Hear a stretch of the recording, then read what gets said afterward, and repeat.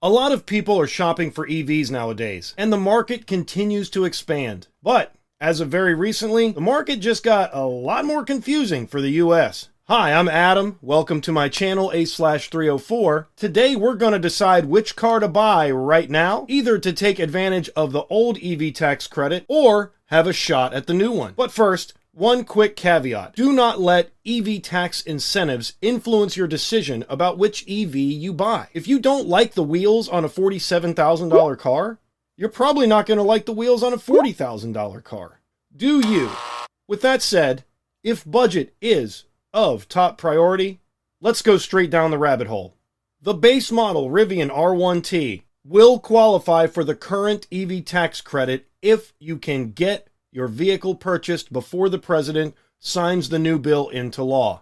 However, Rivian will not let you enter into a purchase agreement for an R1T that doesn't exist. It's just a reservation. So the Rivian is out for the old credit. However, some Rivian models, based on price, may qualify for the new credit if they're under $80,000 MSRP. Hyundai and Kia both make compelling electric vehicles right now, most of which have a much higher demand than they have production capacity. That's bad news, but even worse is the news that the Ioniq 5 and the EV6, along with other Kia and Hyundai models, will no longer qualify for the new credit based on the country they're manufactured in, regardless of price. So if you can't enter into a new purchase agreement for an EV6 or an Ioniq 5 or a Niro EV, unfortunately, those are going to be out for the new credit.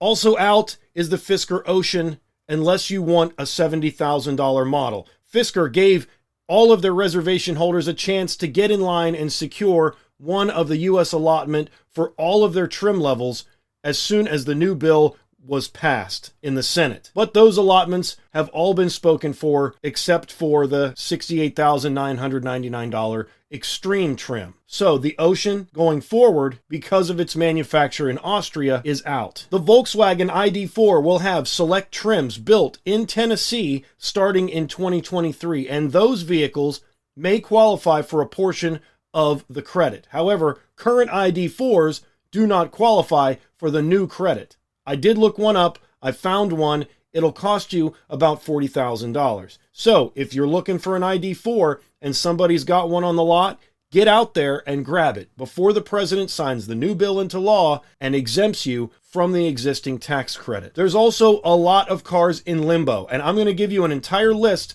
of vehicles that you may be able to grab with a purchase order before the president signs the bill and claim a $7,500 credit, but you won't be able to get any of the new credits on any of these new cars. Here's the list. Audi e-tron, Fisker Ocean, Genesis GV60, Hyundai Ioniq 5, Hyundai Ioniq 6, Hyundai Kona Electric, Jaguar I-Pace, Kia EV6, Kia Niro Electric, Lexus RZ, Mazda MX-30, Mercedes-Benz EQB, Nissan Ariya, Polestar 2, Subaru Solterra, Toyota BZ4X, and the Volvo C40. If you're in the market for any of these, see if you can buy them in the next few days. It may save you up to $7,500. We're going to cover the next set of cars in one big swoop. Basically, everything over $80,000 in price is out for the new credit. It's a long list. Here it is. Audi e-tron GT, BMW i4, i7, iX, Ford F-150 Lightning, depending on the trim level, Genesis G80 Electric, Lucid Air, Mercedes-Benz EQE, Mercedes-Benz EQS, Porsche Taycan, and as we talked about earlier, the Rivian R1T. These vehicles are eligible for the old credit. If you can create a purchase order for any of these vehicles new in the next few days before the president signs the new bill into law, you can get a $7,500 potential tax credit for those. After the president signs the new bill into law, there is no grace period. Credits for these vehicles are out. If you're going to buy a used electric vehicle under $25,000 that's also purchased at a dealership, you may be eligible for up to $4,000 in credits or 30% of the vehicle's price, whichever is less. So if your future electric car is sitting on a used car lot right now, it might be advantageous to wait a few days. I know. What about Tesla? Tesla has been extremely market sensitive to pricing ever since the pandemic happened in 2020 because their supply chain is very complex and they sell nothing but electric vehicles. Parts availability, demand, market conditions, regulations, and other factors have been influencing the price of Teslas for a while now.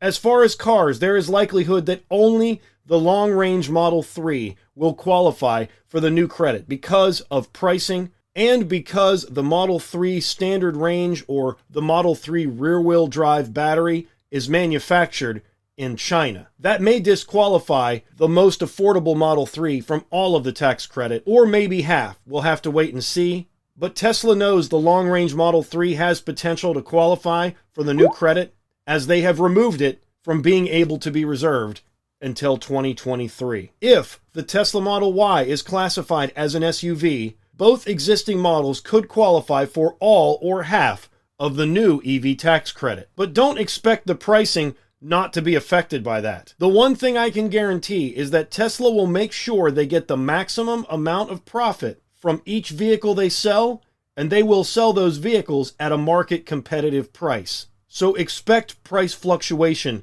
when this new EV credit takes effect. And chances are, if you're buying a Tesla, you're already in line, and this transition period is too small to have any effect on you, as wait times are typically 1 to 5 to 6 months or more on most Tesla models. So, what do? If you're in the market for an EV that's going to lose the credit and you can find one, race down to the dealership and get one. It could save you $7,500. If you're looking for a used EV, I would wait until the new bill is signed into law until you decide which vehicle to buy, as you may save up to $4,000 from a dealership lot electric vehicle. If you're buying from a private seller and you found the vehicle you want, this credit has no effect on used vehicles outside of a dealership. So carry on.